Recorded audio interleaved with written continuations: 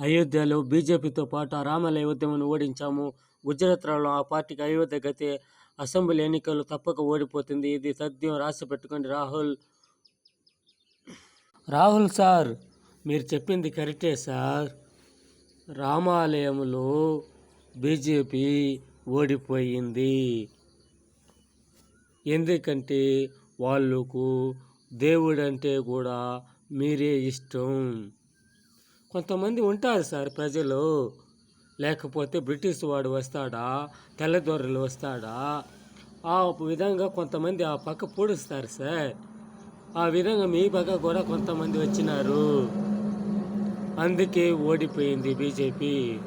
ప్రజలు ఒకే విధంగా ఉంటే ఒకరే కదా సార్ గెలుస్తారు. రెండు విధాలుగా ఉంటే కదా మీరు గెలిచేది. ఆ విధంగా బ్రిటిష్ వాళ్ళు, ముస్లింలు ఏ విధంగా